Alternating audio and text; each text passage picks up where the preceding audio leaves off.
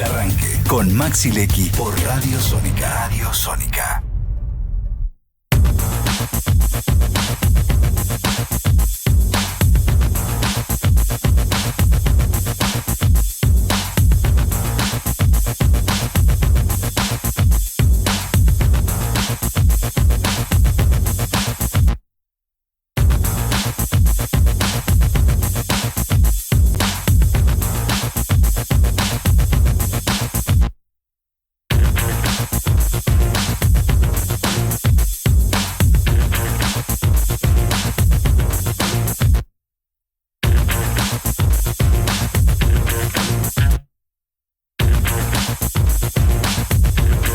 Bueno, a las 11:15 de la mañana en la República Argentina seguimos desde los estudios centrales de Radio Sónica. Aquí nos pueden ver, seguir y escuchar en Radio Sónica. Se suscriben al canal y ven todas las vicisitudes de lo que va sucediendo. Acá estamos con todo el equipo del Arranque, con Josefina, con Coqui, y seguimos analizando la realidad después de todos los números que nos ha traído la jornada electoral de ayer. Vamos a sumar a esta mesa y a este análisis al querido Hernán Harris, que hace tiempo que no lo veo, pero él sabe el cariño y la estima profesional que le tengo. Es una persona que sabe muchísimo, que está permanentemente ávido de la realidad.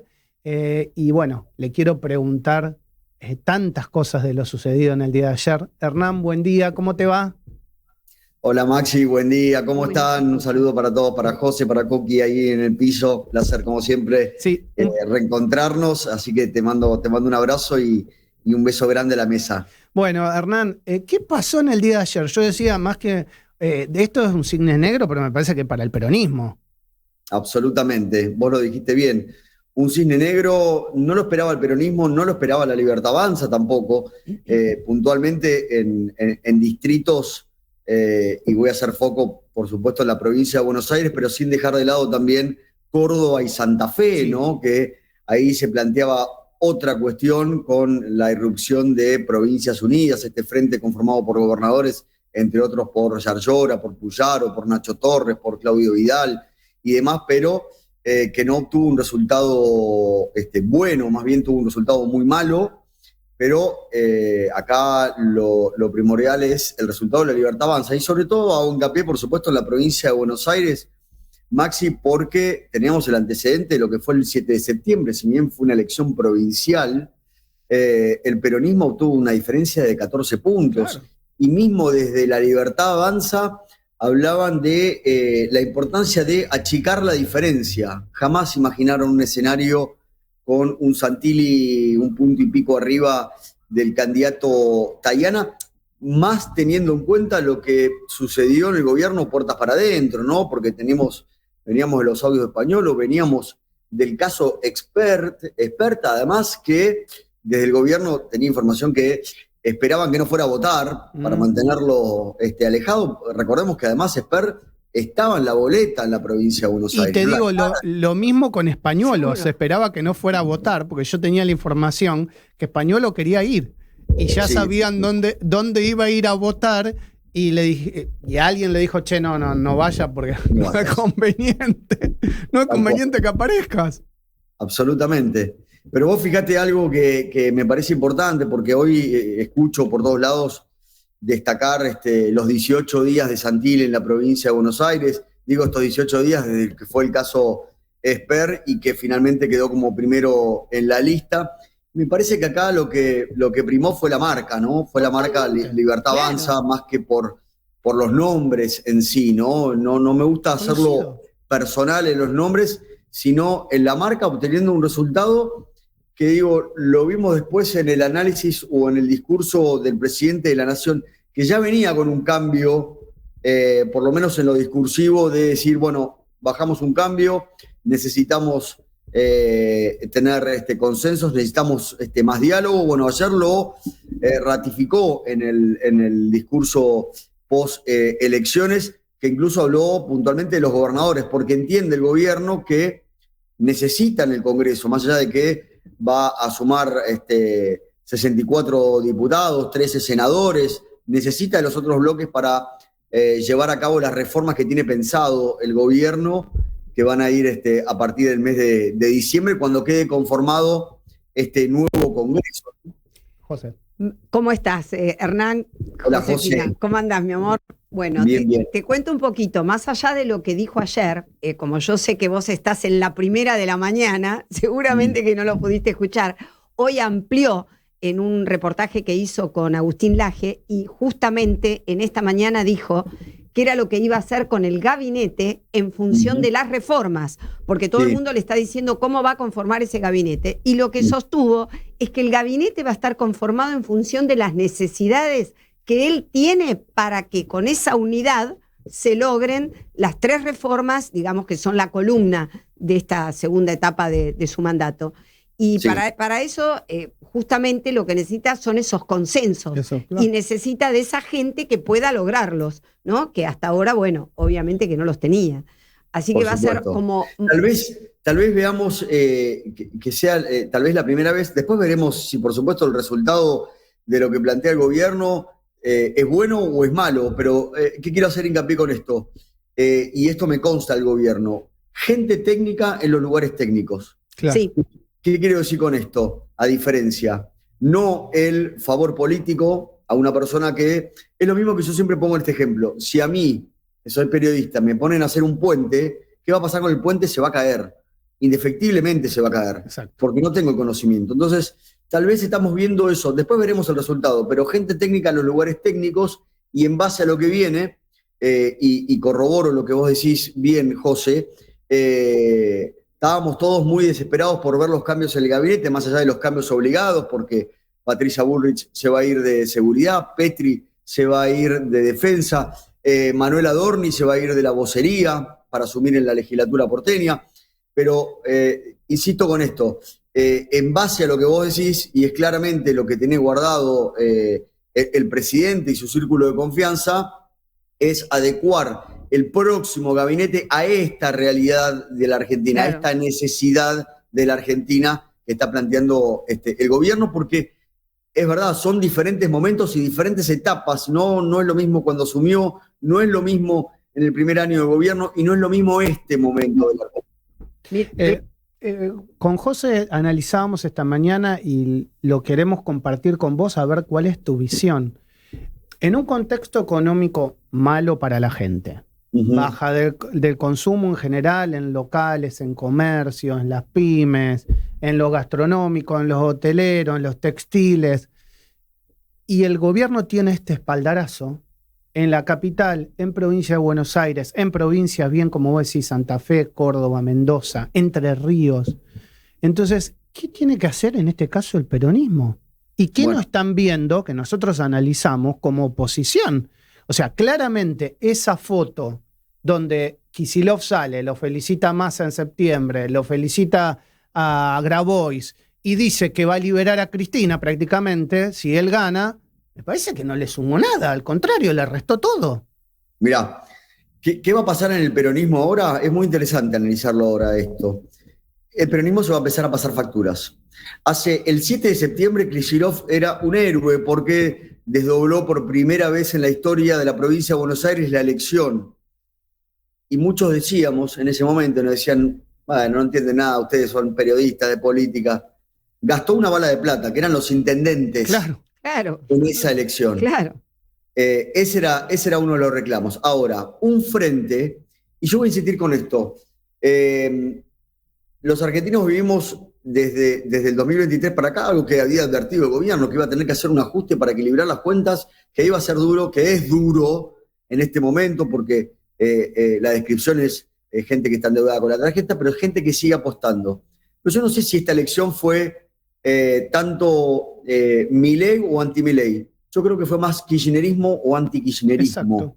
Me parece que por ahí pasa la cuestión. Del otro lado, veíamos un frente, y lo vimos bien claro en la conformación de la lista antes del 7 de septiembre, que hasta las 10 de la noche estaban amenazando con irse, que se cortó la luz, casualmente se cortó la luz en el año 2025, y entonces estábamos viendo un frente conformado a base, y lo voy a decir claro, pues que me caigan, no me importa, a base de la extorsión, un Grabois extorsionando con irse para meter más gente, y eso y ayer lo vimos, les voy a dar imágenes de ayer de lo que fue el cierre del peronismo. Sí, estuvimos hablando justo. Dale.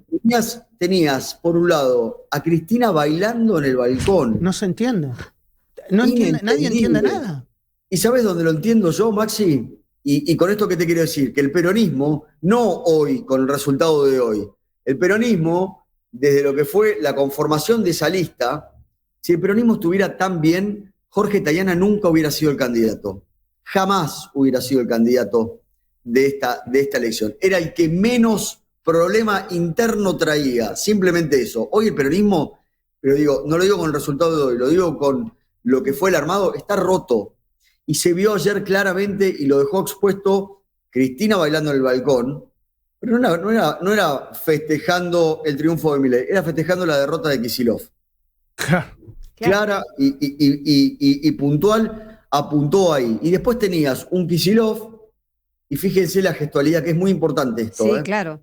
Fíjense atrás, estaba un Máximo Kirchner que miraba para los costados, tal vez sin entender el momento, un Sergio Massa impávido, un Grabois también en la misma circunstancia, y un Kicillof tratando de minimizar de alguna manera o tratar de amortizar un resultado que, insisto, es catastrófico. Ahora, ¿esto le da un cheque en blanco al gobierno? No, de ninguna manera le da un cheque en blanco.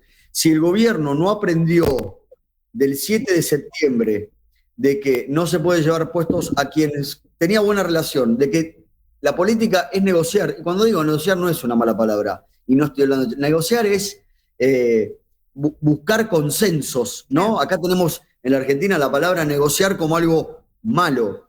Entonces, después de ese golpe, más los golpes autoinfligidos propios de errores en su gestión, que mismo incluso el presidente de la Nación ha llegado a admitir, si no aprendió de eso y se malentona con este triunfo, bueno, vuelve a pasar lo mismo. Entonces, me parece importante el discurso de ayer de Milei, tranquilizador, conciliador y buscando generar puentes que alguna vez los tuvo, porque ese pacto de mayo que hoy quieren cumplir, bueno, alguna vez lo tuvo. Lo mismo con sus socios del PRO, ha tenido mucho consenso, ahí han votado la ley bases, el paquete fiscal, y después esas relaciones las rompió, vaya a saber uno por creérsela, por soberbias. Creo que la elección en la capital federal con ese triunfo imponente de Manuel Adorni tal vez mareó a alguien, me parece que lo entendió. Lo vamos a ver reflejado después, por supuesto, en las acciones de acá en adelante, ¿no? Y Hernán, la última que te hacemos y abusamos de tu tiempo, siempre un placer tenerte acá en Sónica. ¿Provincias Unidas nació muerto? Provincias Unidas, Provincias Unidas creyó en un momento que realmente iban a ser la alternativa en una Argentina absolutamente polarizada. Pero la pregunta es, ¿Provincias Unidas nació como una alternativa o nació como un mecanismo para presionar y poder tener mayor poder de negociación en lo político? Y esto, ¿no? Y esto. claro. Porque fíjate que la propuesta era nos sentamos después de las elecciones. Exacto. Y hay que decir una cosa, José, Maxi, Coqui, y lo voy a decir neto, los gobernadores no son ningunos Bambis, Pero, claro. No son Bambis. Claro. Entonces, acá apuntamos todos y entendemos todo. A ver, cada uno cuida su quintita. ¿Cómo cuida su quintita? Bueno, ustedes fíjense, les doy un dato más. Fíjense lo que pasó en toda esta campaña, más allá de que no hubo propuestas. El gobierno sí, con su propuesta, que es la gestión, te puede gustar o no, pero es la gestión. El resto era una fuerza que frene a Milei, el otro para parar a Milei, y donde se involucró, y fíjense el detalle, la palabra, y estoy hablando de la oposición, sí. La palabra libertad, sí. Para bien o para mal, decía, la verdadera libertad, pero siempre involucrando la palabra libertad.